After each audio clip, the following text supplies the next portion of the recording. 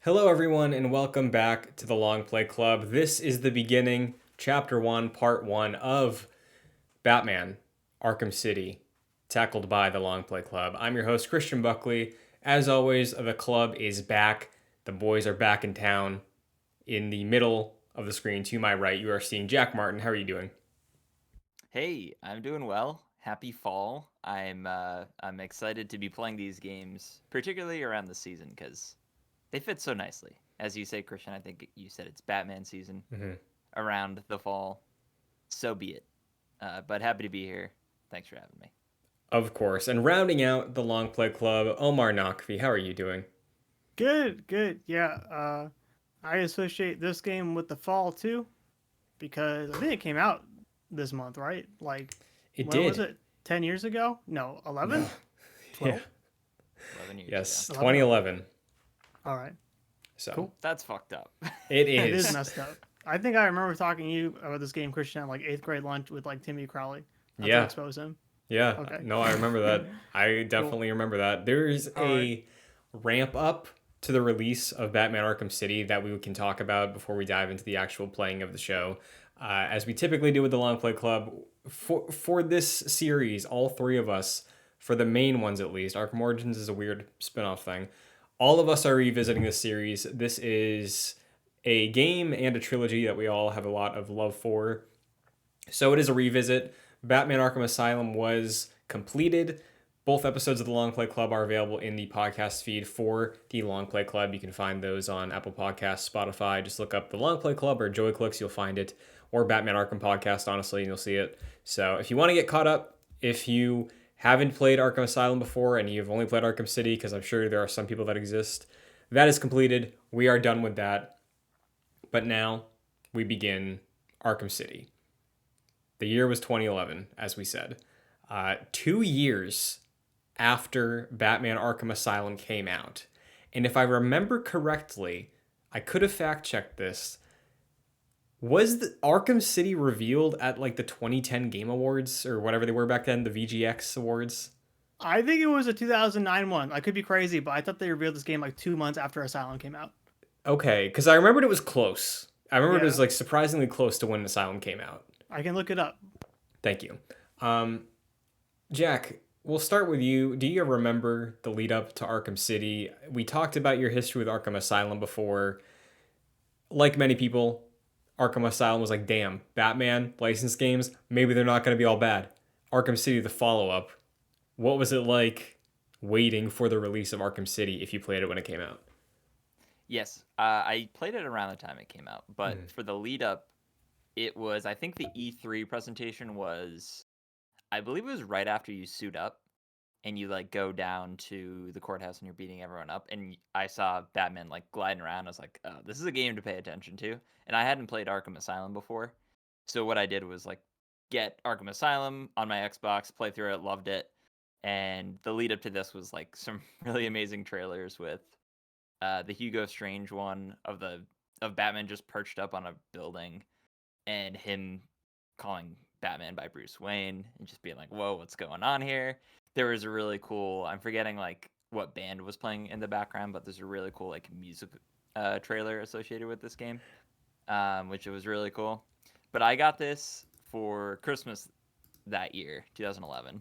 I think my gaming space was occupied by Skyrim at the time, but got this for Christmas. I asked my parents for it, just the game, and they decided to go out and get me the like Game of the Year edition or whatever like the ultimate bundle was. It's like a square box with like Joker on the side and Batman on the side, as well as like a book with a bunch of different like concept arts in it. It's really cool.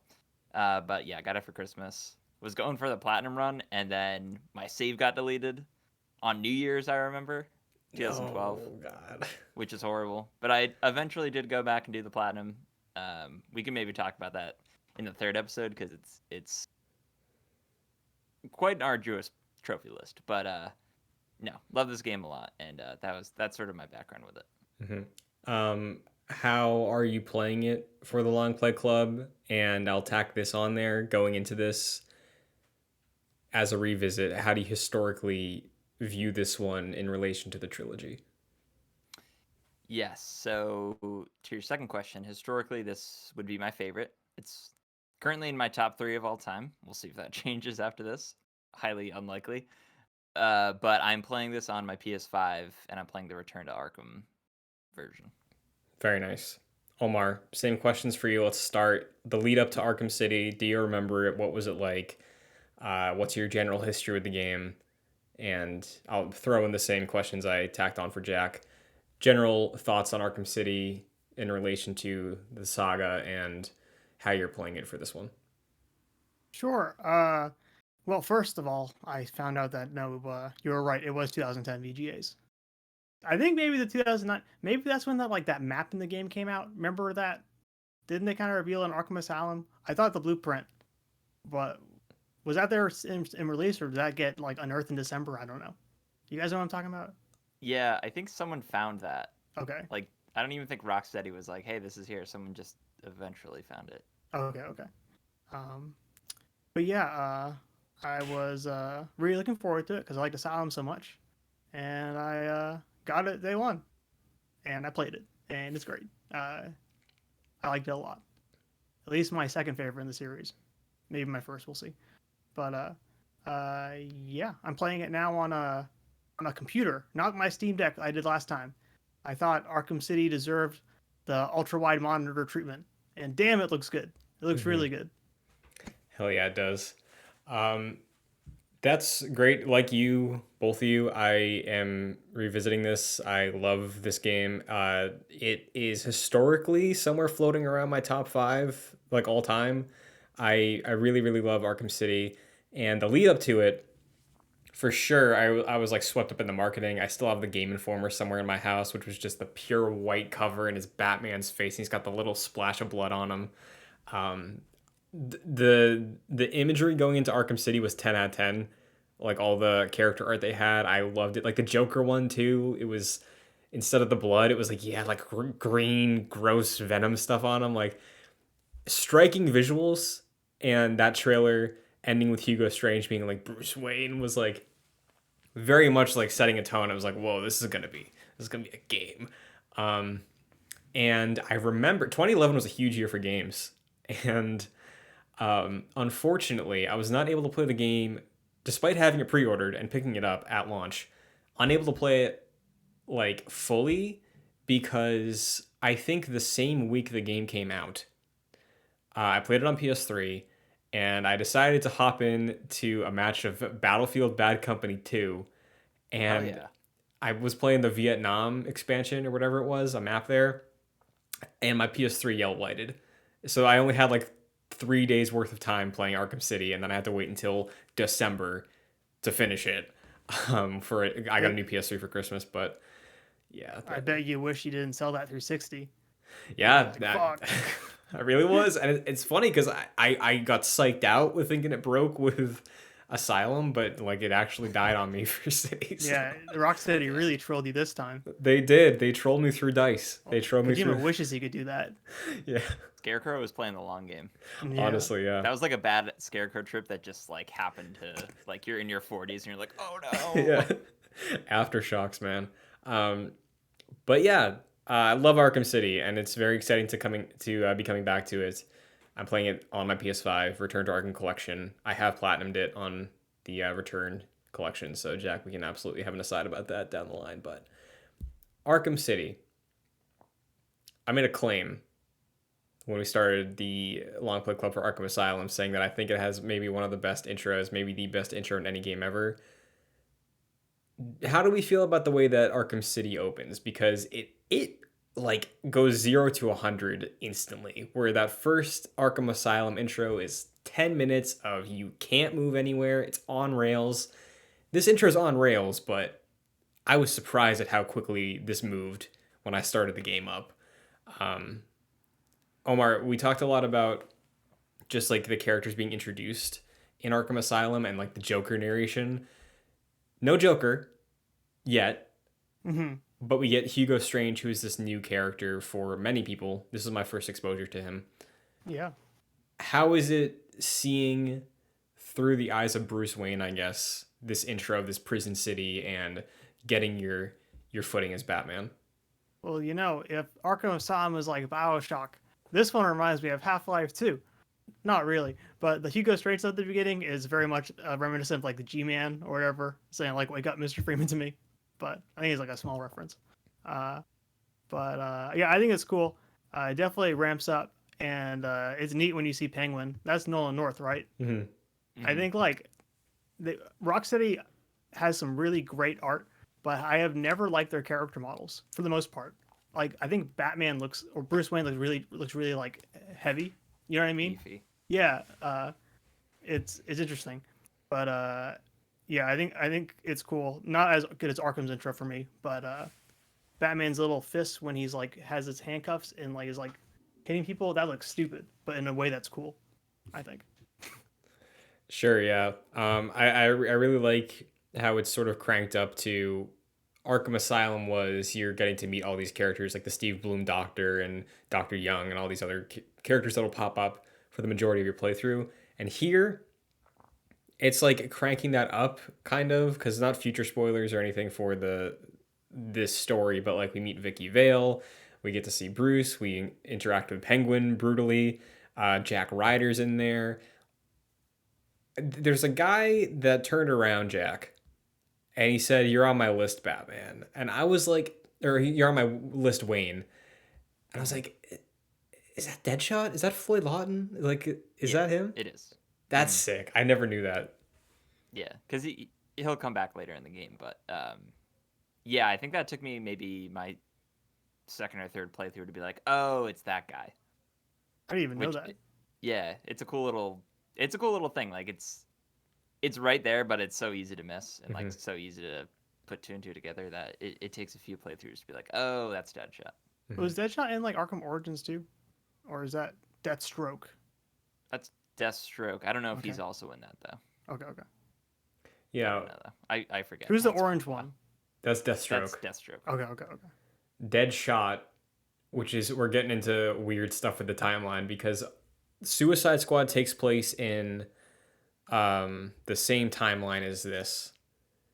This is a white man called Floyd Lawton. I don't know if they're gonna pull some multiverse stuff or anything, but I don't know if it's like canonically, but like in more recent adaptations, Deadshot's a black guy, and like Will Smith was very, I imagine, influential in making that shift happen for the cultural consensus. That could have happened in the comics a long time ago. I'm not super aware of that, but I remember I did watch Arrow, and scrawny little white guy Floyd Lawton was in like season 2 of Arrow a couple years before the Suicide Squad movie. But I do appreciate that they do a similar thing to Asylum, where you get to introduce the player and Bruce to some of the cast that you'll come across again, even though I had no idea that was Deadshot until a week ago. So pretty cool intro. Yeah, I like how I think it does a equally, if not better, job of introducing like the world of Arkham City in a similar way that Arkham Asylum does when you like actually finally get out to the island proper.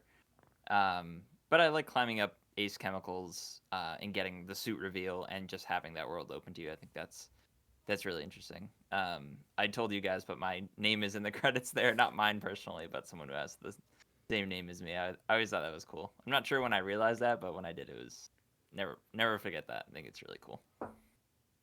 But also something to shout out.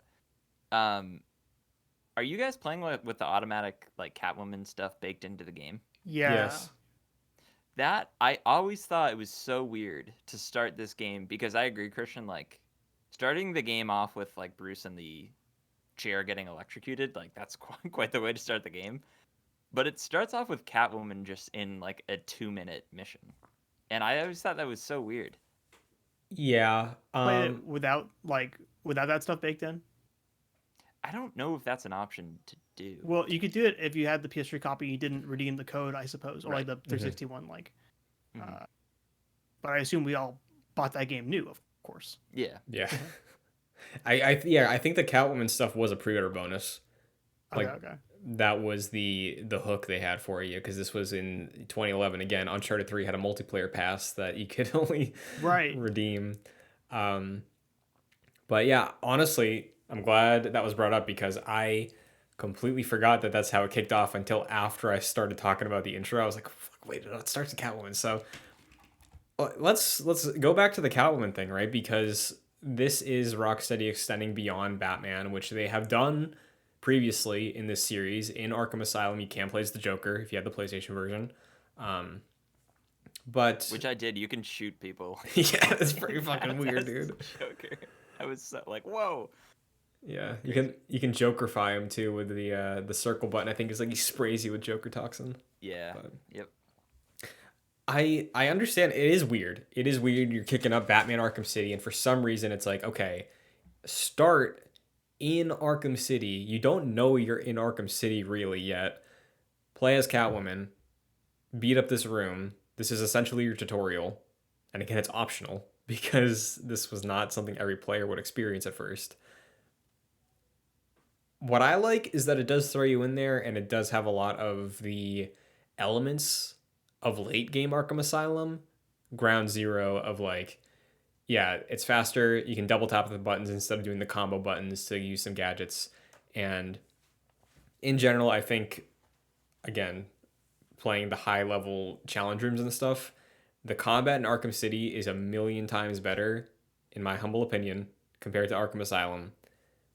And instantly they hit you with that. So I like it from that angle, but yeah, from story or setup, it is weird, and I don't know if it was like, I feel very neutral about it. Do either of you feel have like a weird thing against it? So I totally forgot about it, but it definitely is kind of a wet fart of a start compared to how good Asylum is. Like in terms of for that specific part, then it kind of kicks in the regular Arkham City stuff. But yeah, it's weird. Yeah, I don't hate it, and that was my takeaway too, Christian, was just being like, oh, this game plays 1,000 times better than Arkham Asylum. Like they just completely ironed it out, and it's probably easier to notice that because Catwoman is just more of a fluid character than Batman is, even in this game. Mm-hmm. But still, it's like, whoa! It's like you were swinging a baseball bat with like a donut on it, and then you take it off, and it's like, whoa, this just is way better used. Mm-hmm. But yeah, apart from that, it is just an odd start. I appreciate if you've played City 1,000 times, the painting is like a dead giveaway to like what will happen in the game, like very foreshadowing. But yeah, aside from that, it's weird. Like I feel like if like all the other Catwoman stuff, I think is fine. But if they cut this and you hit start on a new game and you just hear like Batman being electrocuted in a chair, like that's quite the way to start the game. I kind of want to experience it because I don't think I ever have. Yeah. Very curious to see like the progression of the Catwoman campaign, because I've played this game several times through completely, and I remember, I think I don't remember much Catwoman stuff after this first session. Like I remember one specific thing, but I don't recall if like we visit her a couple more times or if it's just one. But that's something I'm gonna keep an eye on, I think, because I don't think, like, I'm with you, Jack. I think the returning to Catwoman segments, I like that she plays differently. I like that she has a different kit. I like that her missions or objectives are kind of bite sized. But um, yeah, very very interested to see if there's any downsides to her beyond just kind of making the intro weird. So Yeah, it might mess up pacing in some ways, mm-hmm. but I honestly don't remember if that was really an issue for me. I have a question for both of you. Talking about, while we're still on the topic of this introduction, um, so Bruce is walking through this place, right? People are like, Bruce Wayne's here. What the hell? He's giving advice to Jack Ryder. He's like, why would I listen to you? You playboy or something like that. And then when he faces Cobblepot in the back alley, I've played it like this way. I think every single time I RP it where I'm like, well, Bruce has to maintain some cover, so he can take a couple hits first, and then he'll do the parry. So like, I think that's fun. I think it isn't like super immersion breaking or anything, even though like immediately after he's like leaping around like he's fucking Spider-Man. But um, yeah, I do like the choice to start with Bruce Wayne, even if he does look like a brick wall. You know, He does. He looks like Optimus Prime. he really does. Uh, So that's the Unreal Engine 3 look. It came from that Oh freaking War yeah. from Cybertron game or whatever. I don't even know. sure. Do you guys beat up Penguin in this? Because I think he's just like against the chain link fence. I think you can just climb up the building and ignore him, but I always just go over and I didn't know you could do give that. him the old one too. Hmm. That's fun. My favorite thing to do with him is because he goes down in one hit, which I think is funny. Um, I I always drop kick him. It's just fun to see him like collide into the fence and like for a second figure out where to go. But yeah, ever since I think the second time I played it and realized that I could punch him again, I was like, oh, I have to. You know, Yeah. this is for my family. Cobblepot. But um, then after we climb the tower, Jack, like you said, it takes us to what was that iconic E3 demo of the open world. Kind of. You're still like directed and funneled to immediately in front of you. But this game's big addition, I think at least, outside of the shift of linear to open world, is the glide. Omar, how does the glide feel here? We did a little gliding in Arkham Asylum, but here, how does it feel? The glide's great, Christian. I don't know if you remember, but this is specifically what I remember talking to you about in like 8th grade. Is how good that glide is. But like, yeah, it's like, because open world games weren't. Well, I guess they were common, but they were all like GTA clones at that point. The kind of flying around a city stuff. No one had kind of attempted that. It's not flying; it's gliding, of course, but no one had really attempted stuff like that for a while, I think. And it's cool. It feels great. It looks great. Even though I think Arkham City is still a weird idea, but it makes sense with the limitations of the consoles, I suppose. It's cool, and I'm glad they did it. Yeah, so I guess I'm curious to hear a little more of your thoughts about Arkham City as a concept, right? Because a lot of what we talked about with the introduction to Arkham Asylum was the atmosphere and the asylum and just like how great the art direction is. What is it about Arkham City that maybe doesn't hit all those notes for you conceptually? Well, I think in terms of the art, like let's say, I don't think the hub, like if you look at the world, is maybe as enticing as Arkham Asylum is. But I do think the art direction is stepped up. To be honest, the interior levels you get to is a whole new. There's like a new level of care. I feel like, right? Not the jump, but like stuff like that poison ivy level, or obviously the fun house. It looks great.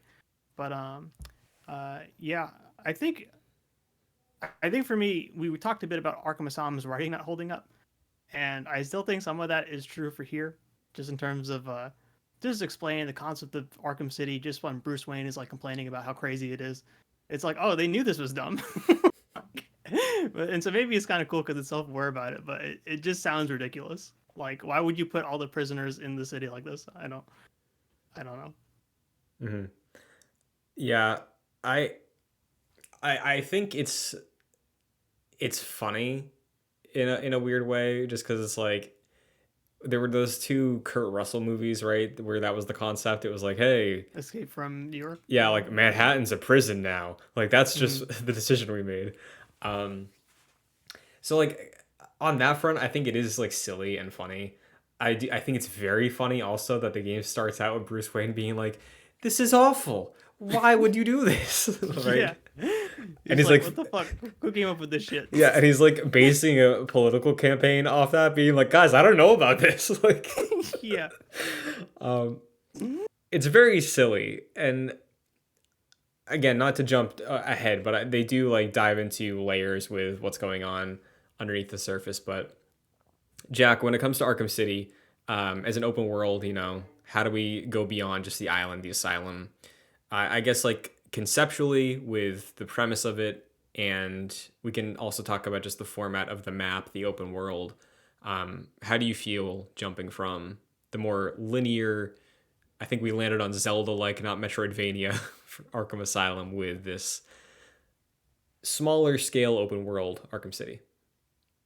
Well, I've never really minded the concept of it. It is definitely very silly, but I like to think this is something that can only really happen in Gotham. So that has kind of always checked out with me, and I feel like we probably don't know too much of the backstory, but probably a lot of corruption, just like greasing a lot of palms to make this happen. So that kind of always worked for me. But I do really like the idea of splitting up Arkham City based on like the villains and the factions and their goons just sort of patrolling that city. And like Penguin has his own, like he has a museum. Joker has the like steel mill, and then like parts of where Mr. Freeze is like completely isolated by water. So I like how it is sectioned off that way, and I feel like there's so many open worlds now that are so overwhelming, and this is like a nice small scale open world that has different interior places that you can go and visit that kind of call back to that sort of Metroidvania like experience with Arkham Asylum. So I feel like this is a very manageable open world. It doesn't even really feel like an open world in a lot of ways, which is good. I think they got a lot of mileage out of the scope based off the fact that this map is a horseshoe and you can't just like cut directly across. It's not like if you're playing Spider-Man and you're in Times Square and you need to go to like Harlem. It's like, oh, I can go like this way, I can go straight forward that way, I can just like zip zip zip. Here it's like, oh, I'm dealing with Joker stuff and I have to go over to the I think it's like a shopping district where the rail train is parked outside of the museum. It's like that's a trek. You got to go around. Um, so I think for me personally, it's like just large enough that it feels like a decent size world to explore with a lot going on, but like you said, completely manageable for me at least, especially when you are able to get additional stuff to help with traversal, which I did that, the AR missions. That was kind of like a good 20-25 minutes of my playthrough for this episode. Did you guys tackle those yet? Yeah, Which ones? It's Sorry. it's like there's a bat symbol surrounded by like a red circle like floating in a couple places, and if you do all of them you get the grapnel boost. Oh, I see. I see. Mm-hmm. I did that's not do like that an yet. immediate thing I have to do every time I start this game over because it just makes the gliding 1,000 times better, Mm-hmm. where you can just continuously keep going. This is my first time playing the game since like 2012. I think maybe 2013. Uh, are you guys playing the PS4 version too? I know you might have said that, Mm-hmm. but how do you feel about this Return to Arkham version? Is it any better than Asylum was on the port or anything like that? Is it I worse? honestly, no. I don't notice. I honestly Okay, don't notice like the sure. difference between this and Asylum on Return, or just from the originals. Obviously, like the resolution's a lot better, but um, there's no 60 frames in this, and I know there's a weird workaround where if you have the disc version and you like don't update it, you can play City at 60.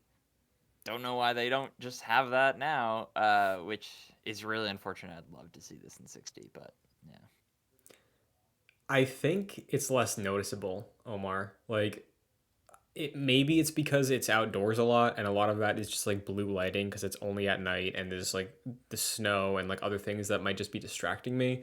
But like when we get character close-ups, like I have seen side by sides of pre-release Return to Arkham and the original PS3 and 360 release, and those are the ones that I think get shared around a lot of the pre-release Return to Arkham stuff. Hugo Strange looks awful in that like close up, and you can like see Wayne and the glasses at the beginning. Full release, when I played it, I was like, oh, this looks decently better than like the image people call back to a lot. But yeah, I think it's just the general fact that art direction, like you mentioned, is just a huge step up across the board with this game. I feel like it was harder for them to mess that up here. Like Asylum, I think has a really weird interior lighting in the return package, in my opinion at least, where everything does look a lot more plasticky and rounded. And here, it's not like perfect, but when I'm looking at Batman, it's like oh, that looks like Batman. That doesn't look like a weird action figure that's kind of wet. Like it's okay here, I think. It's less noticeable for me. Cool. But In night, everything is wet. We're gonna yeah, get to can't that. wait to see that again. I love wet Did- pavement. Did you guys I don't know about you guys. I was staring at the Gotham City skyline for like a good few minutes just looking at it. I think it looks really cool. Like it has like the Art Deco style from like the animated series, or like similar vibes to like the Tim Burton skyline in those movies, or even like the Joel Schumacher like super exaggerated like 1,000-foot tall buildings. Really cool. I liked seeing that in this game, and I spent a good amount of time just like gazing at that. Yeah, I didn't see it. I'll take a look. when It's we cool. when we got the suit, I did stand up there just for a bit. I was trying to get a good screenshot, but I was like, I'm just gonna. Dude, I forgot to mention, how cool is it when you get that suit? It's so sick. It's like the coolest thing. It Mhm. just drops in. Yep. And then he just like, I don't know. They just get in and the suit gets put on him, or does he put it on physically? I don't even know. It was cool. It looked like a spaceship. Yeah, they do like the suit like opens up and like steam comes out, and then they do like the close ups of him like tightening the wrists and like the boots and stuff. And that's then so cool. I always like, because now that I've learned a bit more about like games, and like Naughty Dog has talked about this a lot with like clothing like on characters, and I think Capcom did this as well. Like how hard it is to show somebody like take off a shirt in a video game like realistically, but I always like when I see like that final moment, it's like, and he's gonna pull the cowl down. Isn't that Yeah. impressive? I always think that's Yeah. cute. I'm playing on PC with some gamer FOV mods, and like it totally went crazy when he was trying to put on that suit. Like Really? the hands were flapping around, like it looked weird. Oh my god. Like no clipping. That's It was funny. Are you guys playing with different suits in this? Not No, like just the original? default. That's what I'm doing. If I had a Wii U, I'd put on the armor suit, but I don't have a copy of the game. What suit are you doing? I'm just using the normal, but like normally I will always use either Batman Beyond, but Christian and I agree on this with the gray and blue suit, the 70s suit. So good. That's the one. Does Return to Arkham, are the cutscenes still pre-rendered, or does the suit like change every cutscene? I think it's pre-rendered. Okay.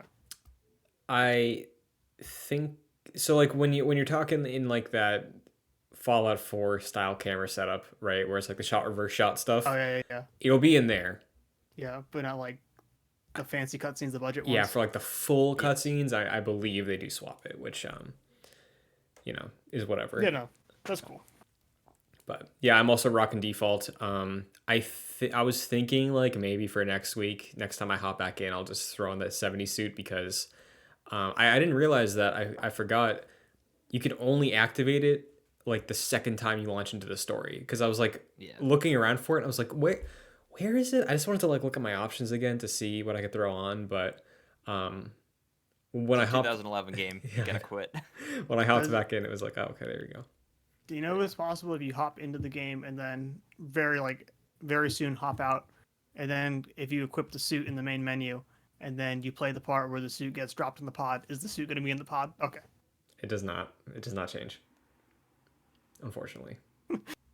That's okay. That would be awesome though. That we need an Arkham, we talked about this already. Arkham Asylum, Arkham City remake, 60 frames, let Batman go prone, and then we can swap out the the Bat Pod and like actually have the real suit you want in there as an option. They need to do it. They have to do it. It'll really complete the experience that way, I think so. Then it'll be a 10. Sounds fair. Yep, $70. After the suit up, we glide on down to the Two-Face run courthouse. Jack, like you were mentioning, the city is broken up to different villains, different territories, and Two-Face, who I'd say is an iconic Batman villain, he's probably like top 5, right? Oh yeah. Makes his grand introduction because he's got Selena held captive. As we saw, she messed up at the beginning, stealing from him, and we get to see a courtroom legal case being taken down by Harvey Dent Two-Face. Introduction to stealth here, and there's like 40 people in that room on the floor, like 40 NPCs, enemies, just like rah, yeah, go Two-Face. And as we were approaching, I genuinely thought that I was like, do we fight all of them here? Like, we fight 40 people immediately? You don't. It clears out pretty fast. But um, how do we feel about this first, I guess, set piece introduction to where we go? Because this is, again, immediately following up the introduction, the walkthrough, the suit up. Right after that, you're in the courthouse. So, Jack, how do you like this combat encounter? Oh, I think it's cool. I think from a like story perspective, I like how the game in general is opening up the Batman mythos more, like just seeing Two-Face and Catwoman interact. Like we didn't see them in Asylum before, so it's feels even more expanded already within the first like 5 minutes. But as an encounter, like this location's very ingrained in my memory with like all the combat challenges. So um, this is a cool one. I did think it was really funny when you drop down and the game's like, oh, we can't have all these people in here. Gotta get them out. Yeah. We can't quite do that yet. Wait for another 4 years. But no, it's cool. I like it a lot.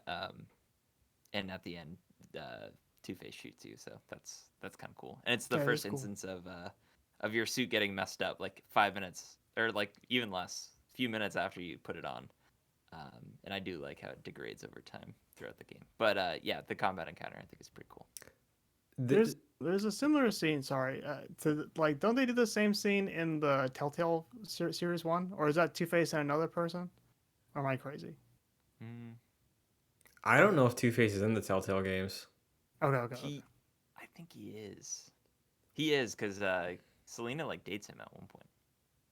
Oh, Harvey's in it, I think. Oh, but not Two-Face. Oh no, Two-Face is in it. Two-Face is in it. Okay, Yep. okay. Yep, you're right. Is Two-Face been a always while. Harvey? Yes. Or okay. Yeah. Yeah, Two-Face has I think he shows up for like the end of an episode and then they never touch on him again, if I'm remembering correctly. Okay. But yeah, as far as the suit deteriorating, because that happens in Asylum as well. An element that I think is neat is he shoots him in the chest, right? Like on the symbol. Mm-hmm. So, Omar, if we want to get into the first instance of Batman nerd lore here, something that I think people said was a myth for a while, but eventually became canonized depending on the take, is that the bat symbol on the chest, and the reason why some of them have a yellow thing surrounding it is because it's like, oh, the bat suit is just cloth. This part over his heart is bulletproof and yellow, so people will see that as a target and aim for it. And Whoa. when Harvey shoots that, and you like see it's like shot into the chest piece, there is like a tiny piece of skin you can see, but most of it is a scuff of the suit tearing, and then there's just a Kevlar bat underneath it. So, Dude, pretty cool. that is cool. Right? I didn't know that. That is some cool Batman lore. Yeah, very very cool to see Rocksteady embrace that. But Yeah. So like, It if was Batman funny. gets shot like anywhere else, like he totally gets shot. depending on the interpretation, yes. Okay. Well, All right. it was funny with the Pattinson Batman because everyone before that was like, oh, it's like an actual like it's a batarang in there, but like he can probably also use that for protection. And then throughout the movie, he's just getting lit up with like full like assault rifles, and every part of his body is completely like bulletproof. Like he has vibranium on or something. So definitely depends on the interpretation. Absolutely. And I know there are some creatives that are like, no, that's stupid. That's not true. It's not the target. That's not there. But like, we'll see. If his thighs rip and we see skin, I don't know if I'm gonna believe these comic writers, you know? So It's also cutscene versus gameplay. That's always Of course. important. Get shot in a cutscene. That's not good. No, Batman can get shot 4 times anywhere in a combat encounter, I think. Yep. yeah. This is probably not funny, but it always makes me laugh, is after you finish this fight, again, Rocksteady loves calling their female characters bitches because she says something about like, oh, no gun, and then he's on the ground like holding his face and he's like, 2 guns, bitch, and then just shoots her. That was a cool line. It's very stupid. What a delivery, you know, Yeah. but not a strong case out the gate for an improvement on that front in this game. No, but it very much feels like Bad Boys 2, like just Sure. I don't know, something about akimbo guns is fun. I think I think too with Two-Face, like, is that Troy Baker playing him? Did we? Yeah. Okay. I thought it I, was okay. I think like I think Two-Face is so stupid. Like he's just such a dumb character to me. Like obviously he looks ridiculous, but like just the coin shit and the well, let's see. I I think Two-Face can be a little stupid. That's all. I enjoyed it. Does it ruin the Dark Knight for you? Two-Face in Dark Knight, Yeah. like a little bit. Oh wow. Okay. Like I think that movie's amazing, but I think they didn't need him. I think he gets weird in that movie. Personally, No, I think that's fair. I don't know. I think that's fair. The third act of the Dark Knight is the shaky one. Yeah. Did you guys talk to Two-Face after he's tied up? Because you can go up to him and speak to him. No, I've never done that. What does he say? He says something to the effect of like, "Oh, we'll be back, Batman. I'll get you again," or something. Because spoilers for the rest of this game, Two-Face doesn't show up again. But Oh, what? yeah, they used him. They spent him. Oh, Now that I'm thinking about that, he does with Catwoman. There's a Catwoman sequence at the end of the game. But I guess that's it. I guess with Batman, you never see him again. Yeah, I'm trying to remember. You see, like I said, I forget most of the Catwoman stuff because I don't remember him popping up again. But I think it's very funny that immediately, like you said, Jack, it's like we're expanding the world of Batman in this series. Here was your Two-Face. Be grateful. Right. You know. I think that was like a is this the first? The first one was put out by Square Enix and Eidos, right? But then is this one Warner Brothers at this point? Or I don't Was know. it? The first one was Square Enix. Yeah, I think so. But then they got kind of like they kind of traded the publisher. That's nuts. I didn't Sometime know it got that. handed over. I thought so, but I don't know. I thought maybe Two-Face here is that like a Dark Knight inclusion mandate, like put that in, like that kind of thing. I don't know. Like It could have been, you know.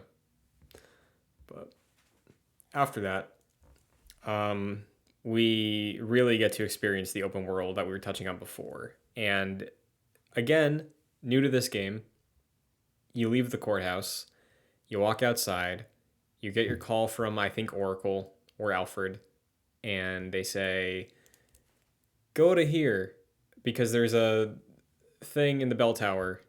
And you go to the bell tower, you track down all this stuff. But before you go to track down where Catwoman got sniped from, you leave that courthouse, see up on a rooftop, you see somebody standing there. Did you guys go talk to this individual? I forgot about this, dude. and see. So This is Azrael. this is Azrael. Azrael From standing Elden up on Ring? the rooftops. From what? And so, wasn't there a boss in Elden Ring called that, or was that Asteel? I don't know. I think it would be I don't remember. Okay. I honestly, there probably Big- is a boss called Azrael. Big blue spider guy in like a dark cave. Nope, He's didn't like see kinda that. Galaxy opening. Oh, okay, yeah, I did see that. Okay. All right. Asteel, I think this is right. Okay. But you walk outside, you see Azrael up there. At first, you could miss him because you walk out the front steps and it's like, oh, I got a thing to do. But he's like positioned against the moon, I think, so he's like highlighted to a degree. And you go up there. He says a couple lines like, we've been watching Batman, and then he sprays something on the ground. Smoke pellet disappears, which introduces something new to this game that wasn't in Arkham Asylum, depending on what you count the Riddler quest as. This game has side quests, and that is your introduction to them. Very, very quickly. Again, this game is moving at a fast pace, throwing a lot of things at you, including, I believe, 12 side quests that are introduced with this initial one here. So, Sad I missed it. This is where you can get the I think it's missable, but you can throw like the remote control batarang at Azrael and he'll catch it and you get a trophy or achievement. mm-hmm. That's fun. How do you guys feel about this game tackling side quests? Again, we can save more in-depth conversations on specific ones down the line when we actually encounter most of them. But just from your history, like, do you typically do the side quests in this game? Did you, Omar? I know you haven't played it in a while, but do you remember any of the side quests or side elements in this game leaving an impact on you? I don't think I ever did them, man. Honestly, I think back in the day I was just like a mainline crit path guy. I didn't actually kind of explore this time. I'll have to go and try them out next time. I think I kind of vaguely remember I remember people on the internet talking about a Calendar Man one, maybe. Was that this game? Yes. Mhm. And then I think Man Bat too, or no? Man Bat is in Man, Night. that is. Okay, Yeah. okay, all right. Then yeah, that's all I know. Jack, how about you? I'll say, Omar, you're in for a treat because I think a decent amount of them are very fun. Some of them, like Azrael, I believe you just find him across the map, which is cool, like to hear his lines every now and then, but there's really not much to it. But for other villains, like you're scoping them out, whether you're like finding like phone calls across the map for Zaz, or Calendar Man's kind of annoying because you have to literally go back on the dates like in real life, so you got to mess with the system clock. But there's just a bunch of really cool ones, like even Riddler after you like do all of the. There's like quarterly check-ins where you get like X amount of trophies. You can go like to a Riddler hideout and like do a puzzle room. It's really cool. I feel like the Rogues Gallery lends itself quite nicely to side quests that are focused particularly on certain villains. So I think they utilize them quite well, and they're fun. Most of them are really fun. Yeah, I'll also add most of them, like they all come in pieces and they occur seemingly very naturally as you're flying through Arkham City, at least in my opinion. And every time one pops up, if you get a call from like Oracle or Alfred being like, hey, there was something over here, you should go look at it. And if it's on your map and it's like relatively close to where you are, honestly, just go for it because most of the time, whatever drop they're giving probably only takes like 5 or so, maybe 10 minutes max for you to sort out what it is, whether it be a crime scene, a combat encounter, or like Jack said, a phone call. I think something I love about the side quests in this game and the open world aspect of it is that it feels like none of the side quests feel like you're wasting time, you know? Like if you're RPing Batman, it's like I have an important mission that we learn at the end of this episode. I have a reason to be hauling ass to figure this out. But the way they introduce these things and the way that if you give them time on their initial appearance, it sort of contextualizes that there's an urgency there as well. And the fact that there's no day night cycle, like it's all just like you hear periodic things like it's like 9 hours, 10 hours, 8 hours. I think the game handles its side quest content in an incredible way that just makes sense and for me makes me want to do all of them every time I replay the game. So Yeah, it's also How in many like of them drips are and drabs too. Like it's like what you said, Christian. You can like pop out of a interior environment back onto the open world, and you do like a little bit of this quest, and it'll just progress as you're doing the story. So I think they handled it quite well. what was your question, Omar? Sorry, how many of them are there? You think, or how many? I Did want you to say say 9? I want to say there were 12, Oh, 12. That's not bad. including like the Riddler. Um, Riddler I don't think is super essential, but I do think some of the puzzle rooms are good that Jack mentioned, and you're probably going to be stumbling across a couple of Riddler trophies, and the puzzles for them, again, in my opinion, are much more engaging in this game compared to Asylum. So you'll probably be able to unlock at least 2 of the puzzle rooms just by like progressing through the game and picking up easy Riddler trophies. So that's worth checking out too, I think. So Are they called puzzle rooms? Does he call them that? I think they kind of are, right? Okay. yeah, they're kind of like Saw. I haven't seen Saw, but I always imagine that's what Saw is. Oh, Yeah. definitely. So it's also tinted very green, also, so it's probably going for that. But I saw one that was like red, or is that red lights, and then they become green lights later? Oh, that's for Catwoman. Oh, is that not the Riddler? Is that the Diddler? Oh, Who's that? I thought you were talking about the trophies. I have no clue what you're Oh, talking. okay, I'm sorry. was there a red flare? Is that what you're talking about? I think so. I think there's a red puzzle room that I think maybe they become green later. I don't know. I didn't do it. I saw some red question marks and I left. So if it's Oh, the trophy It's during size, Catwoman, yeah. It's Yeah, Yeah, maybe. those are for Catwoman to pick up. Okay. There is a red flare that introduces the Bane quest, where Bane's just standing there and being like, "Batman, you want to help? You want to team up?" I did that one. I remember doing that one. Yeah, that Like one's back cool. in the day, at least. I don't know. Yeah. Mhm. It's Bane's really awesome. Yeah. Have you guys seen him this playthrough yet, or is that later? Mm-hmm. Not yet. Oh, okay. Yeah, I don't know. I need to go find him then because I remember being like, because when you see him in Arkham Asylum, which this is all before I got my definitive Bane, Tom Hardy, a year later. But yeah, seeing Bane in Arkham Asylum, he's not making much sense. He's on Titan or whatever, going crazy, and then here he's just like, this is just cool, like scientist casual guy Bane, right? Mm-hmm. Yeah. I'm excited. I think that's cool. Yeah. As of right now, you have full access to start his quest. Sweet.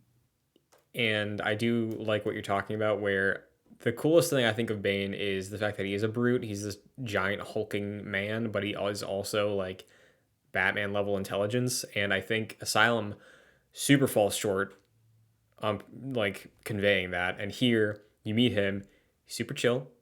He's baned out, but he's very chill. He's like, "Batman, I got this map. Titan, we saw how fucked up that got on the island. You help me, I help you. I don't want this falling into the wrong person's hands. We're going to destroy them all." And that's the side quest. So, cool introduction. That was cool. Again, continuing on the crit path, we go to the bell tower, introduced to Harley Quinn, who is... It's not Arlene Sorkin anymore, right? It's Tara Strong. Yeah. Yeah. How do we feel about Harley in her introduction here? Wait, did they was she Taz cast? Wait, did they change from the Taz? I think so, yeah. Okay. Yeah. All right. She's cool. New suit. Mm-hmm. I remember her doing jumping jacks and backflips when she shows up. Is that Arkham Asylum, or was that not this one? I don't know. No, that was this one. That was this one? Doesn't Okay. she, like, yeah. Okay. Cool. I don't know. It's another miss for positive woman representation, I think. Yeah. Like Catwoman already, Harley Quinn. We're gonna get to Poison Ivy. Well, They did you don't like? quite seem to nail it. I guess this happens later, but man, some of the goons are so gross about Harley in this game. I can't stand it. Yeah. Yeah, it's pretty nasty. Also, again, Batman calls her an idiot again. Like when you're walking into that door, I think Alfred's like, "Oh, Miss Quinn is in there," and he's like, she's kind of stupid. Don't worry about it." I was like, "Man, again, the PhD." Okay. One line I did like, because there are a lot of NPCs that like bark out things, like Omar, you're mentioning. You can hear the goons talking about whatever they're talking about in the city streets. You can also hear the Tiger Guards, like the strange military group. I thought this was very silly. When you drop down to the church and you're beating up the like 3 Joker thugs that are standing outside there, it's like they radio in, they're like, "Positive ID on Batman. He's kicking all kinds of ass down there." And I was like, all right. That's pretty cool. Odd, but fun. Once we get to the top... Some of the goons... Go ahead. I'm sorry. Some of the goons in this game are Nolan North too, right? Or is that Asylum? No. Okay, that's this one. Okay. Yeah. He's everywhere. He's everywhere. Everywhere. And he's Penguin How's that- as well? What's that? He's Penguin as well, right? Mm-hmm. Okay. Yeah, how does that work? Like, hey, we're gonna need you to come do some lines. You're gonna be like the main cast, and we also need you to just like give some random goon lines too. Like, what? I don't know if it was like a union mandate or some point, or to like have like multiple like characters in a game when you signed up for something like that. But I don't know. You see on like IMDb pages for games, they have like dashes, like here's all the characters they played. Mm-hmm. Yeah. I always think it's kind of funny. Is Troy Baker anywhere else in this game though? He's gotta be. Oh, I think he's Robin. Oh, okay. Or yeah, I think he's Robin. I'm That's gonna really double funny. check that, but pretty sure he is. Okay. Because I was gonna say that's weird if Nolan North, who like Penguin has significantly more lines in this game than Two-Face does. Mm-hmm. And if they got Nolan North to do all this grunt work too, I'm like, what did Troy Baker do? Did he just be like, "Sorry guys, I gotta go record The Last of Us after this"? Like, that's interesting. Do you think like Mark Hamill or like Kevin Conroy did other voices too? No way, right? No. I'm looking. I feel like they'd be so recognizable. I remember Kevin Conroy did a voice in Jack and Daxter. He Oh, did, yeah. He was Oh, like yeah. the fishing guy. I remember that. Actually. That was cool. Yeah. Wow. Very different. I'm glad we have that on the Hall of Game. Hell yeah. Oh no, it's not in there. God damn it. No. Come on, Omar. One thing I will say though, I think is funny about Nolan North, right, is his Penguin Cockney accent, whatever, is super hammed up and it's fun. But That's how you do that. yeah, Fuck those guys. I'm sorry. when you hear him on the comms as just the thug, and he's doing like this weird Brooklyn voice. Did any of you see the I think 2007 animated Ninja Turtles movie where Ratchet voice actor was Leonardo? I did not. I heard it's good. Nolan North was Raphael, That's cool. and in that movie he's doing his like random inmate 87 voice from Arkham. It's just I only hear Raphael when I'm soaring through this game. So That's so cool. I have some interesting information about Troy Baker and others. So Troy Baker was in fact Tim Drake, Robin, okay, and of course Harvey Dent, Two-Face. He was also GCPD Officer Whitman. So that's multiple roles. Steve Bloom is like 1,000 people in this, but I think he's Killer Croc and he's like a bunch of thugs. Mm-hmm. Kevin Conroy, not only is he Bruce Wayne Batman, he's also Thomas Elliot. Hush. Oh, Yeah. Who is Kevin Which Conroy? I guess makes sense. Mm-hmm. Cool. And Mark Hamill is just the Joker. But yes, Kevin Conroy does play another voice. Very cool. Was Kevin? We knew the Joker was in this game before it came out too, right? Yes. Okay. Mm-hmm. Cool. Yeah, I kind of took a peek at the IMDb as well and got excited about a character coming up that I forgot about. Can I mention I'm just excited? Sure. But Yeah. I saw that the Bane voice actor also plays Solomon Grundy, and I can't wait for that. Oh, Yeah, I love that shit. Hell yeah. Yeah, the voice talent in this game is great. So far, I haven't had any moments of like, Batman screaming no, and I'm like, Kevin, like, come on. Like I knew to think step out it the up. gate, it's better. He didn't know how good Asylum was going to be before it came out, and then he was like, "Wow, this is serious." Yeah, or honestly, maybe they just got better direction in this one. Maybe. Because they had a bigger budget, Because like I don't want to jump too ahead, but like yeah, some of the writing and some department is so much improved. Like, the Joker is just way funnier in this game.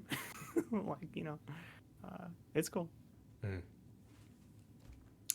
Then once we take care of all that stuff, we are headed to kind of a Metroidvania pocket with Joker's Steel Mill. Like, it's kind of a dungeon in a way. It's reminiscent of the Asylum, different region, different building sort of thing. Like, we have a rundown steel mill, furnaces everywhere, cooling chambers, production lines, all to navigate through. You can come back here multiple times because there are a lot of collectibles. There are a lot of secrets here. There's a gadget that is not necessary to beat the game, but there is a gadget you can get here as well down the line. So one thing I remember we all really enjoyed about Asylum was the backtracking element. And here, the fact that they're introducing these sort of, instanced, like, mini dungeons that you can return to if you want to, or just power through and never look back, I think is neat. And again, something I wish other open world games could do. And I have to wonder if the reason they have this, and then, in future episodes we'll have other buildings like this, is because they did scale back on like the city street open world type thing.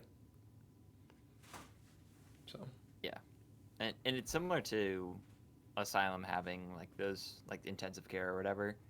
I think this probably handles it a lot better, and it also assigns villains to those points as well. So that's like another like they're themed that way in a lot of ways, which I think is cool. And yeah, I agree. I kind of like how the open world aspect of this game is just sort of a venue for you to get to those places. And now I'm like trying to think. I'm thinking about like how Spider-Man handles it, and like the open world is pretty much it. There's very few interiors to that game. And it would be cool to have similar vibes in like Spider-Man 2 There's a to couple good ones. Like, Arkham is City. there an aquarium? Sorry, in like Miles Morales or something. Yeah, That was good. I think. that's a good one. Yeah. But you're right though. I think it seems like I feel like now that like you've seen that map of like Dark Souls, the taken out, it has all connected, and then you see the map of like Dark Souls 2 and it's like fucked up. Yeah, I feel like with this one like they don't have to like constrain themselves to like making it all fit in the map, so all the levels are like I think the levels just in terms of just going through them is just way more fun. They seem much like more fun to explore and design to me. Mm-hmm. And like all so far, it's like visually different too. Like it's cool. Yeah, I really think seeing this area taken over by Joker helps give it its own identity, beyond just being a really cool like molten factory setup. Oh my god, did we talk about how we get in there? By the way, did we? I'm sorry if I Yeah, fell go asleep. ahead. Yeah, that was cool. Well, you gotta like go into like the big like furnace or whatever at the top. You just grapple in, and it's so sick. And Alfred's like, surely that's gonna be suicide, Bruce, or whatever. And you do it because you're Batman, and like you go down, and then you're like, it's just the coolest shot. It looked amazing on my monitor, to be honest. But like Batman just hanging there, just seeing all that, the long wire, the cave physics. Wow, it was amazing. Mm-hmm. That's all. Can I ask you? I've been meaning to ask you, Omar. Yeah. What's it like playing this game on PC? Like combat with? Are you playing mouse and Oh, keyboard? I'm playing with a controller, but I used to Okay. play it with a mouse and keyboard though, and I always thought that was Yeah, fun. what's Um, that like? I can't so- even picture that.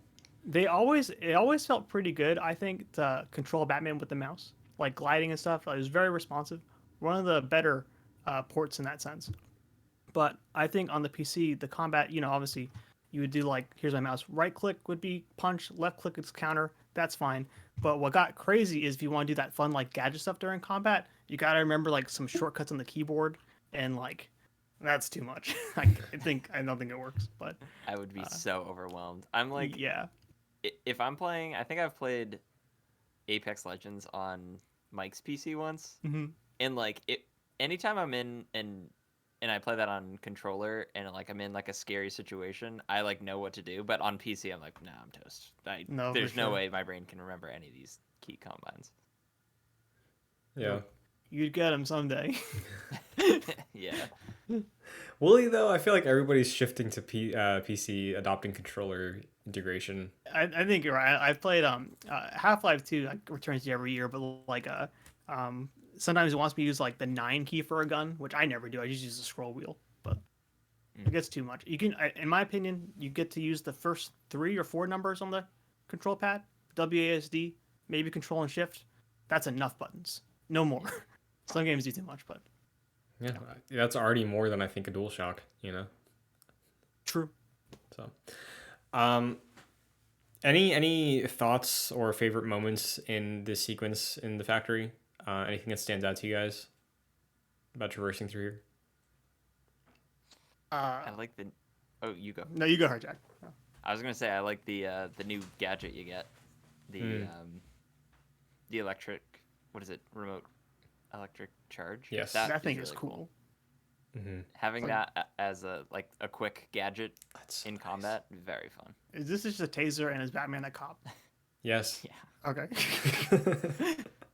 That's exactly what it is. Honestly. All right. Um, I love when you're like taking it out. Or is it when you're doing it? You're doing it in front, like you're making it in front of the doctor or something. I can't remember. And I think she's questioning it, but at some point, like Harley sees it and it's like, "What the fuck did you make, Batman?" Something. It's great. Yeah, it's pretty sweet. And like Jack said, I do love that it's just tied to was it L2 circle. You just whip it out real quick mid combat. And I think this is to me the first area where combat really starts to like breathe a bit more and show how expansive it is, because it's throwing different types of enemies at you. And I feel like they're a bit more adaptable where they're throwing things more often and they're using weapons more often.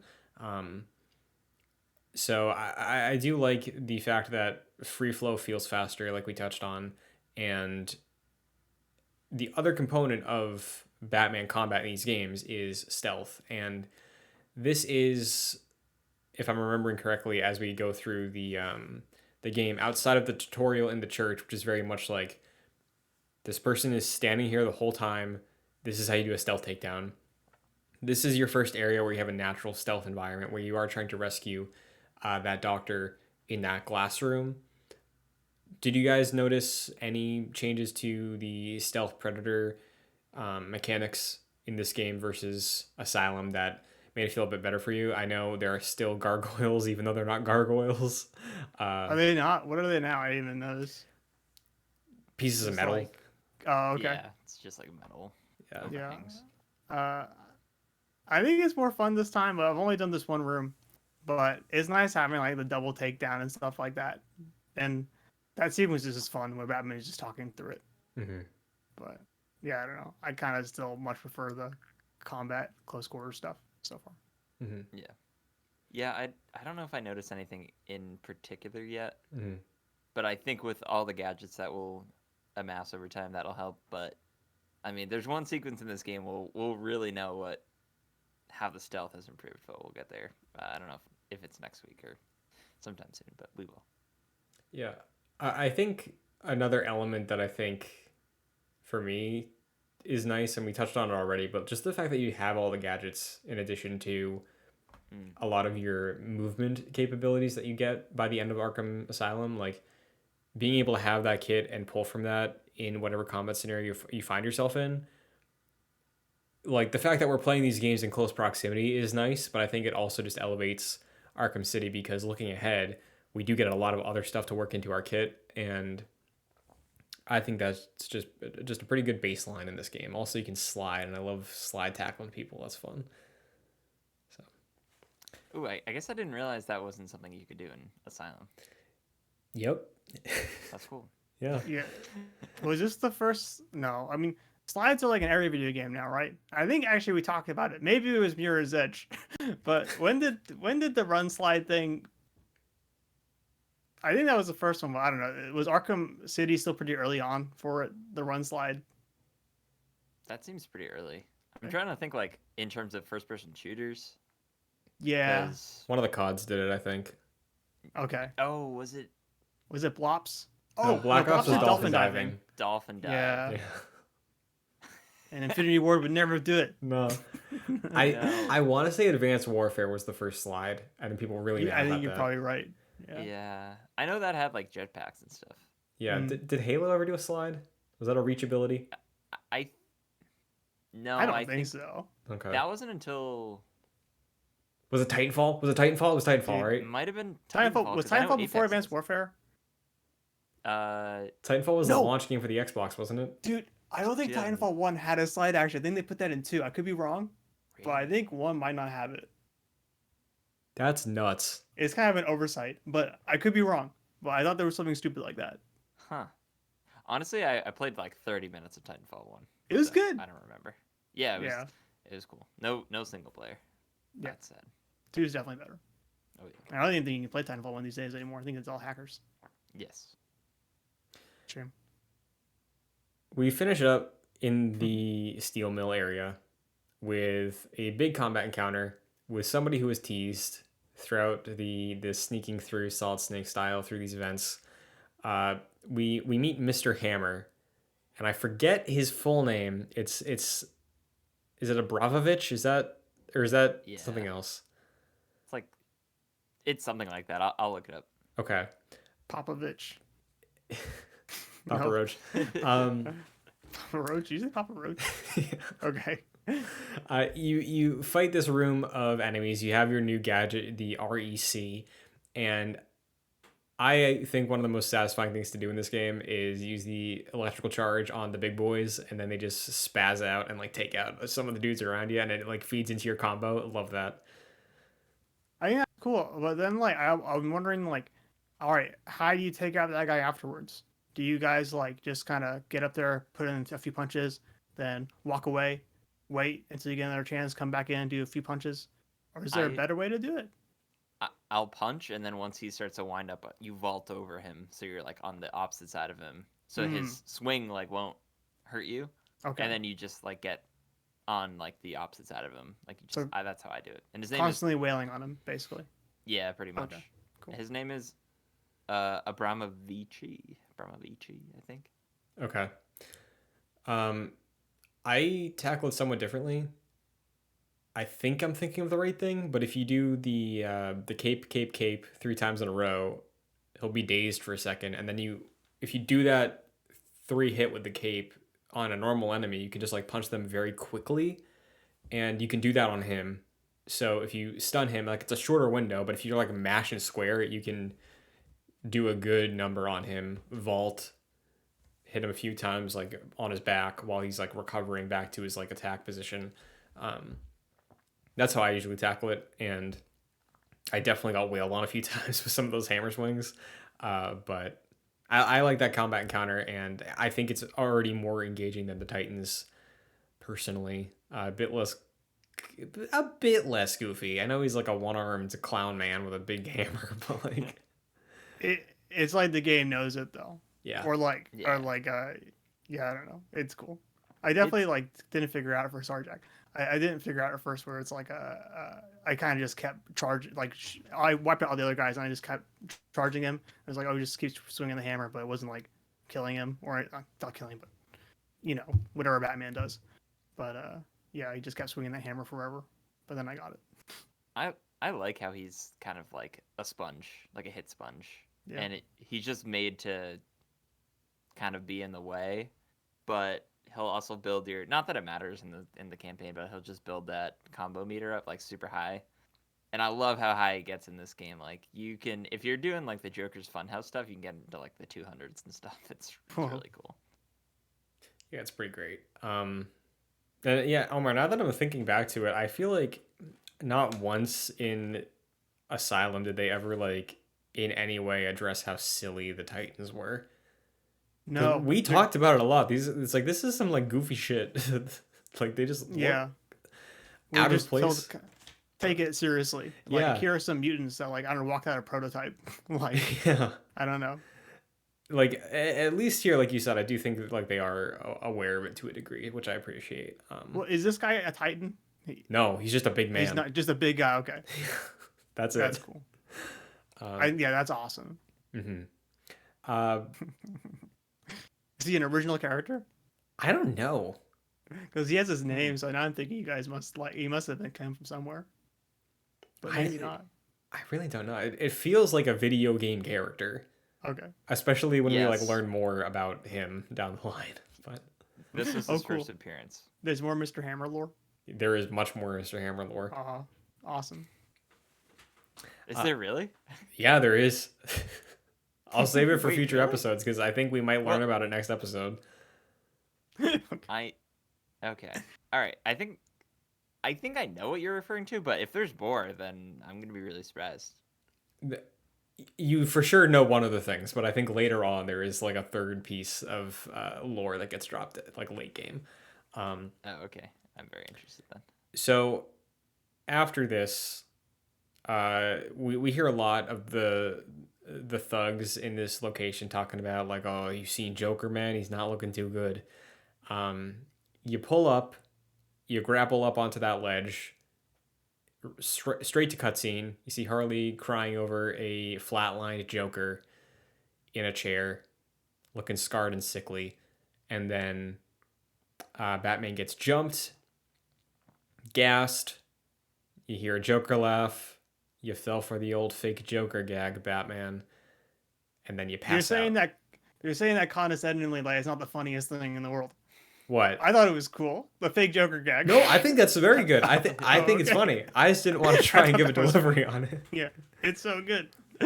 Like I don't know, it's a really good gag. I fell for it. I was like, oh, he says he's deceased. Is that just because I knew he was alive? I was like, oh, is that just Titan blood shit? I don't know. But wow, it got me. Yeah. He's not pulling pranks like that in the first game, I feel like. He's not. He really isn't. Like there's the bomb first person in that area. Yeah. But that's his one like I gotcha, you know, it's I think it's so good.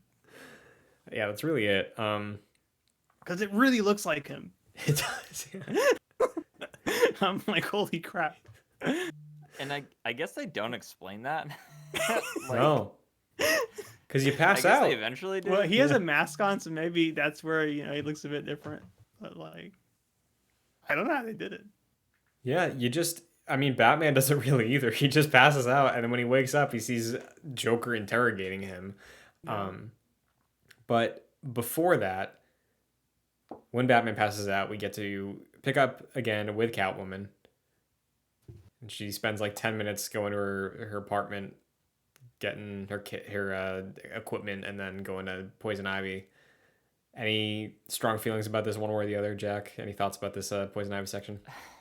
Now that you pointed this out, I forgot this was in between the first part of the cutscene and the second part of the cutscene. So I think this may be one of those pacing issues. Because that Poison Ivy like, fight goes on forever too. yeah, and you like have to. First of all, I hate traversing the world as Catwoman. It's like a rhythm There's, game. like- I didn't even Yeah. know. Yeah, it's not. I've played this game for 11 years. I do not know how to get good at climbing the walls. I don't understand, and you're just like out of like you have no control over moving her very well. Like you're not gliding. You're like hopping around. It's not great. You just send it every time you walk off that roof. It's like, I hope it lands, you know? Yeah.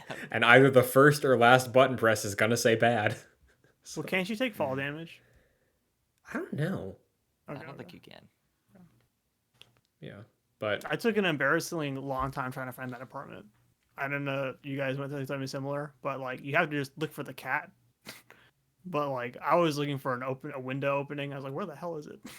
But once you see the cat, then that's it. But yeah, I was just being stupid. yeah, I have this map like ingrained in my head at this point. So it took that's me fair. like a brief moment, but Yeah. I can see that. Yeah, I can definitely understand that. It's like, yeah, there's like 40 cats around it. Like that's how you Yeah. know. But do we like this Ivy fight more or less than the Ivy fight in Arkham Asylum? It's less of an Ivy fight than it is a bunch of goons climb up a wall, bunch of goons, then there's Ivy. I love that about it. See, I differ with you guys. I kind of still like the Ivy fight in Asylum. But yeah, I mean, aesthetically, it's cool, I suppose. Like, a bunch of dudes are going out of cocoons and trying to fight Catwoman. That's cool. Yeah. Omar, do you feel any better about this compared to the Asylum Ivy fight? I guess I like the act of playing it more. I suppose I do. And I think also, I think it looks gorgeous. The Poison Ivy area looks really nice. And it's kind of funny that you're just going up and up. But Poison Ivy's messed. I know she's a villain, but like are those guys like dead? Are they zombie people? That's always been freaky to me, to be honest. Like you can't play with people like that. I don't know. Reanimating, it's just too much. But it's cool. My main introduction to Poison Ivy was Batman and Robin, Uma Thurman. Yeah. Yep. And if I remember right, I feel like if she kissed somebody, they were mind controlled for like a set amount of time and then they die. I think that's how it worked. That's too crazy. You can't play with people like that. You're playing games with people's hearts and their existence. For real. You know? You got to show up with rubber lips. Yeah. That was a plot guess so. point in that movie. I should Oh my rewatch God. Batman and Robin, dude. Was It's this one really based on good. that? It's really I know it has Mr. Freeze. But wait, this is the Arnold Schwarzenegger one too, right? Yes. Okay, Yeah. okay. I saw it once on like cable, I think. Yeah, Bane's in there too. Is he? Yeah? Oh yeah. Holy crap. Any Joker? No. No, That's there was cool. never a Joel Schumacher Joker. That's smart. He got it. He really got it. I mean, it depends on how you look at Jim Carrey's Riddler. You know? Okay, Right. true. But But like, okay. What? Even the Pattinson movie, I feel like the Riddler's kind of the Joker too, right? Like, I feel like they do that. he's definitely going for Dark Knight Joker with the Riddler there, Okay, for okay. sure. The same kind of plan. So yeah, that fight is good because it's not a plant fight. It's just a normal encounter with a cool theme. And then we go back to the resolution of that scene that Jack thought we were going to talk about a moment ago. Catwoman literally said, Batman's gonna have his hands tied full with this. Let me go do my thing. It's like, oh yeah, I forgot about that.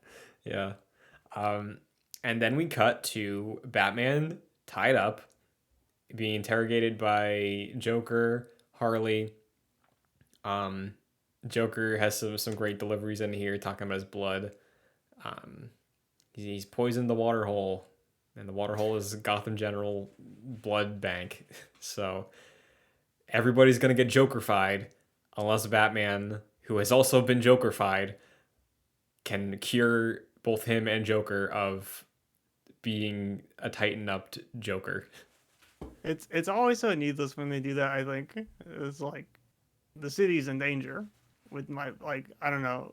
It always bothered me a bit in Asylum too because it's kind of brushed aside. Like, Yeah. and this plan is just like it's just a bit nasty. Like, okay, you're gonna put your blood in people. That's gross, Joker. It's too much messed up. Like, I don't know. I wonder though, like, this is again diving into sort of like the Batman lore stuff and like his morals and everything. But like, if Batman came to Arkham City and saw the Joker, and Joker's is like, "I'm dying, Bats. You gonna help me out?" I don't. Would he? Would he help him? Would Well, he? if you saw Batman Begins, he doesn't have to save people. Mm-hmm. That the more I think about the Batman Begins one, that's a murder. That is a murder. That's a murder. That's straight up Batman saying, you know what? I could very easily help you. In fact, I'm gonna give the subway a little push as I jump off of it. Jack, I think there's an actual legal term for this. It's involuntary manslaughter. Yes. Yeah, that's why Jim Gordon hangs around him so much in the sequel. He's like, man, I have these charges for you, man. I gotta serve you. Yeah. Gotta take care of this Joker guy, but like I gotta book you. So, I like because even if it was just the two of them, if it was just Joker and Batman, like Batman has a line about that. Like Joker's like, "I poisoned you, Batman." He's like, "Fine, I die too, buddy." And he's like, "Well, I knew you would say that, so I poisoned the hospital." Again, campy and silly, but yeah, I think It's sick that Joker would play with a hospital like that. When will it stop? He's too fucked up. Are you making a joke? A little bit. I don't know. In The Dark Knight, he does that. He just blows up always a fucks around with hospital. hospitals. Dark Knight. I just think. I just wish. I just feel like they could have found a cooler, or not a cooler, but like something that felt a little bit less ridiculous. I know it's Batman, but I feel like I don't know. Like maybe it was like Batman. I've got Alfred here, or something like something. I don't know. Mhm. Yeah. I'll say that this for me at least redeems the end of Arkham Asylum, where Yep. it's like what a ridiculous way to end that game. However, it does have like I think good ramifications in a way where it's like that is literally killing the Joker, and now we're affected by that too, and we have to go try to solve that. So it took something that was really zany and made it very in a sense like down to earth in a way where it's like this toxic material is killing the Joker instead of him turning it into a giant monster. Yeah.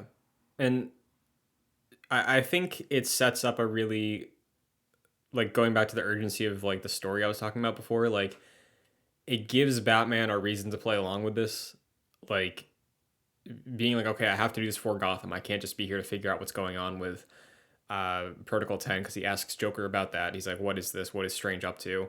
Now there's a timer because he has to deal with the Joker for the fate of the city, which going into this, at least with what his motivations are, Batman, what he's asking, the questions he's thinking about, are mainly just concerned about Arkham City itself and like the population of the city, the prisoners, what Strange is doing here, the reason it exists. And having that as your first question and then adding on to that this sort of like very small flame that will potentially grow as we keep seeing other elements of this game. I like that because I think in a way that for me revisiting Asylum wasn't in love with the pacing of threats in that game. I think already in this first session, the pace of Batman's, journey in this game is ramping up quickly and effectively. And again, not to get too far ahead, that continues for the majority of this. So I like that a lot. Are there any final story beats from our playthrough we haven't touched on that we'd like to? Ooh, not a story beat, but I have a Metal Gear Solid 2 situation to Go. discuss with you guys. Remember how we all really loved the codec from Metal Gear Solid 1 with all like the cool sprites and all the artwork? And then Metal Gear Solid 2, it's like, it's just the in-game models. They did that with this game for the like character bios. Yep. All the character bios in Arkham Asylum were really cool, like exaggerated like art, probably created by like the artists in the game, and were really striking, really cool. And all the character bios in this are just the in-game character models, which is fine. Like, it's not that big a deal, but it's I miss that. It would have been cool if they took another stab at those. If you just wait 7 hours, you'll see the story implications for why they made that choice, and it'll be worth it. Really? No, I'm just talking about Metal Gear Solid 2. I'm sorry. Oh. But I think you're right. That is a bummer. Yes. Yeah. Honestly, every single time I unlocked a new character bio in Asylum, I was reading all of them. And for that exact reason, Jack, I opened it. I cleared all of them so the notification would go away that I had them unlocked. And I was like, I'm good. I'm not going to read these, which is a bummer. It's kind of bland. Yeah. Would you have rather they'd like put the old art just in here too? Or like just hopefully new art? Would have been cooler. Yeah. New art would have been cool. Like maybe a different direction, because it was like so stylized. It wasn't even in line with Arkham Asylum's art. It was just totally different, which I thought was cool. So it would have been nice to see that, but I can see that being like a lot of work for no particular reason. So I guess that makes sense. But even if they just stuck in the old Arkham Asylum art, that would have been fine. I'm wondering how many characters, because I know for sure Joker, Catwoman, Harley, Batman. I want to say Two-Face had one, but like the black and white renders, like that was everywhere. I associate that imagery with this game so heavy, but that is just marketing. None of this game has that imagery in it. So like even if they did that, I would have loved that. Did any of you guys have the Game of the Year edition with like the 10 out of 10 on it? Okay, cool. Yeah, that was a little messy. Yeah, I have a big poster of I think I still have it of like Batman and Catwoman standing back to back. Oh yeah, somewhere. But yeah, I'm glad you brought that up, Jack. 10 one is that the one with like all? It was like the white background with like all of the different. It's Batman's face up close. Then 10 out of 10 like IGN quotes are all over it, and like a big DLC enter. You have a code bonus. I don't know. It was a. I can't remember. I don't honestly what the original box art was or what the memes were at this point, because I think people just kept putting more and more stuff on it. Yeah. It's one of the biggest downgrades I've seen in my life. For a box art? Yeah. Well, because Jack, you have that collector's edition of Batman, right? Right there. Yeah. Here. Let me. I'll do some show and tell if you want. That'd be awesome. Because we're caught up basically. That was everything we played through. Sure. Well, this is the book that you get. Ooh. That comes with it. Clean. And it has like, the disc is in here at the back. See, were you ever upset about that, like not getting a real case with the collector's edition? Okay. No, because I'll show you like the actual box it comes with, but like that's an example of like you get some like artwork. Oh, a little more right, a little more right for the camera. Oh yeah. Thank you. It's the Joker. That's sick. I love the Joker in this, like the how messed up he looks in the Titan shit. Yeah, well, I remember this too. Do you remember? Like I think at the initial tease, not like the Hugo Strange on the roof, Batman fighting the guards. There was a 15-second clip of like a camera panning through a building, and you see Joker, and he looks fucked up, and that's it. That was the reveal and announcement, I think. I'll have to go through the marketing again. Yeah, sounds cool. But this is the statue that like comes in the box that I'll show. I love this. I just have this out of the box and just have it on like a bookcase. And it's like, is that he's black and white in that? Is there any color or like tone on No, that? it's just well, I guess his face would be Is it like more black and pale? white. Sure. Okay. Yeah, it's pretty pale, and then he just has like the regular suit or whatever. Cool. And then this is like the box it comes in. It's probably like a little too old and like messed up, but on the side it has Batman. Yeah, that's the image they put for the 10 out of 10 edition, I believe. Yeah, the back has I think like Catwoman's on there, a bunch of like I don't know Cool. logos and stuff. Then there's the Joker. Yeah. Ooh, that guy's cool. I love and that the render. inside part, yeah, that's really cool. The inside part, I don't know if you'll see, but it has like The skyline. it's just like Arkham City, like the background of it. Like you'll see like the water towers back there or whatever. It's pretty cool. I like just asked for the game, and my parents were like, I don't know, this was in the store, so That's awesome. we got it for you. I was like, oh, That's fine very with cool. me. Hey. This is like a nice figure too. I feel like they don't usually make figures that nice for those things. Yeah, it's really nice. Like I said, I just have it outside of the box, and I've just been displaying it for the past 11 years. It's really cool. Cool. I Yeah, think, because sorry, okay. you go ahead. But I was gonna say like the Arkham Asylum color edition comes with that batarang that I remember like it's all scratched up because they wanted to make it look like it was used. And I personally was disappointed by that, but I feel like they made it right with this one.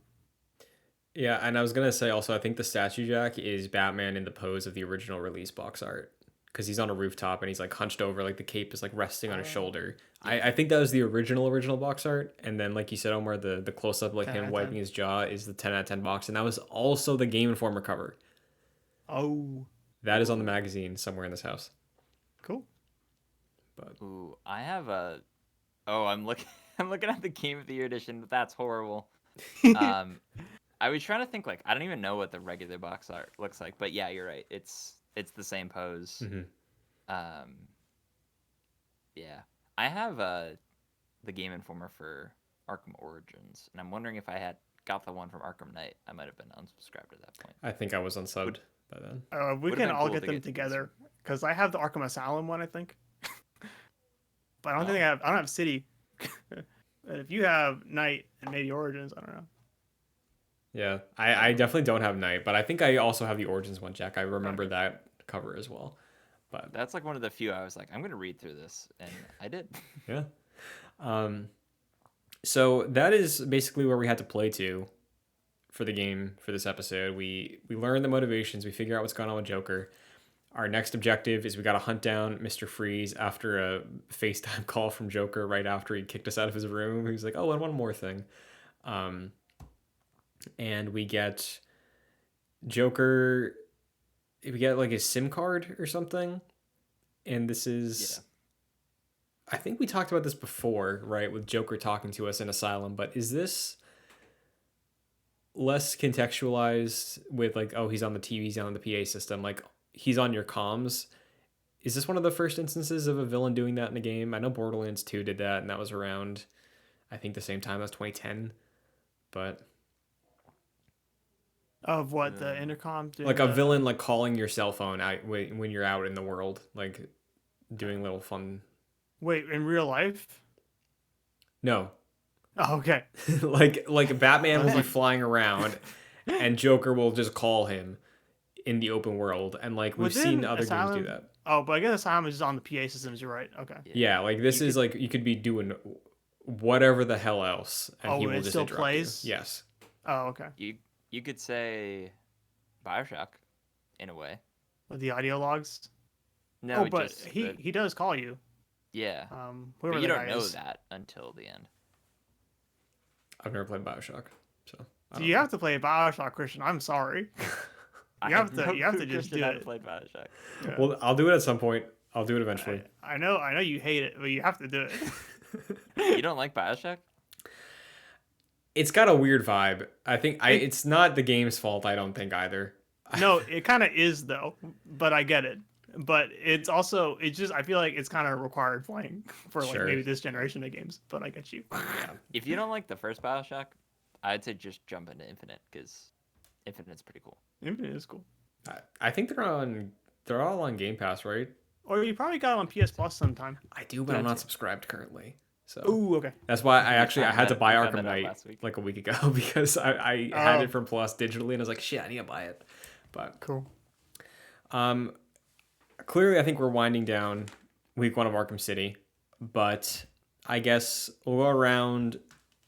I guess initial thoughts on the replay, picking it up again, hopes for future episodes. I believe the next stopping point we have is we are going to be completing the museum.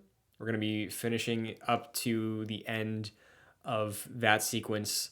So we get through the Penguin area, wrap that up, reconvene. I believe that's what we're doing, unless we want to breeze in the boss fight that follows up that immediately to end on that. But that can be discussed afterwards. So, Omar, I'll start with you. Closing thoughts, week 1, revisiting Arkham City, impressions so far, hopes for the future. Yeah, it's really good so far. It's still weird playing this after knowing everything about Rocksteady, about some of that stuff. But yeah, it's quite the step up from Arkham Asylum, it seems. So I'm enjoying it. Nice. Jack, let's hear it. Yeah, I agree. I feel like immediately, like when you get placed as Catwoman, you start fighting. It's like, oh, this game just plays infinitely better. And there's some moments where you feel like maybe a little sluggish as the character, but I feel like it holds up very well, combat wise. This is something like if I wanted to jump into Arkham Combat, I go to City. Like I don't even go to Night. So, yeah, I'm enjoying it, and it's one of those things where I'm really looking forward to playing the next part. So, yeah. Yeah, I will agree with both of you. It's been very nice revisiting this. I feel like at this point, I almost might have played it yearly since Return to Arkham came out. I'm not entirely sure, but I really love replaying this one a lot because of the pacing. And so far, like I struggled to put down the controller when we reached this final point for the discussion. I finished it and then I ended up just doing open world stuff. I like found a few Riddler trophies. I did the second wave of AR missions, which are completely unnecessary. You don't need to do those for anything if you played the game before. I forget what it unlocks, but it was not useful at all. But I spent like 30 minutes doing them because the game just feels real good to play. But that is it for this week's discussion on Arkham City for the Longplay Club. We will return with another episode a week from now, going into everything from where we left off, meeting Mr. Freeze, to the end of Penguin's territory, potentially the boss fight after that. So be prepared for that. But until then, you can keep up with the show, youtube.com/joyclicks for the video version. Like I said at the top of the show, Longplay Club podcast format is available on all your favorite podcast providers. Same place you were listening to Arkham Asylum. Those episodes, same feed. You can check that out there or follow at JoyClicks on Twitter to keep up to date with new episodes. Episodes will be releasing on Mondays moving forward for Batman Arkham City. But Jack, Omar, it's been a pleasure. Where can everybody find you, Jack? Let's hear it. You can find me on social media at Fascinated Jack. We have our Holo Game discussion coming up. I don't know. Maybe by the time this came out, the Holo Game will already be out. So But you'll know what's another in. one coming up too. That's in true. December. Another one coming up in Yeah. December. Yeah. Maybe I gotta theme my pick based on the holidays. We'll see. But that's when we come together and we all elect 2 new video games to our Hall of Fame, and it's very exciting and it's very fun. Mm-hmm. So yeah, look forward to that. But how about you, Omar? Yeah, I'm here on JoyClick still. There'll be a Hall game I'm on in one in the future, and I don't know, maybe there's a Mario Direct we react to. Maybe I don't know, but who knows? Yeah. That's it. Yeah, thank you, Nice. Christian.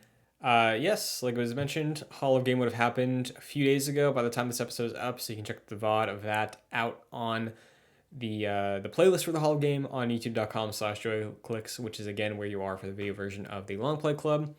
If you want to support the shows beyond leaving a good review, leaving a comment, or leaving a star ranking on your audio service, you can do so by going to patreon.com/joyclicks at the $1 and $5 tiers. $5 will give you producer credit on every show we produce, like Aaron Easton and Jose Garcia. So thank you very much. If you want to follow me anywhere, at ShunTD2 everywhere. Look it up and you will see what I'm doing on a given platform. But that is the Long Play Club Part 1, Arkham City. We will be back next week with Part 2. But until then, do we have an Arkham City sign off? I got one. Okay, let's hear it. This stuff's killing me.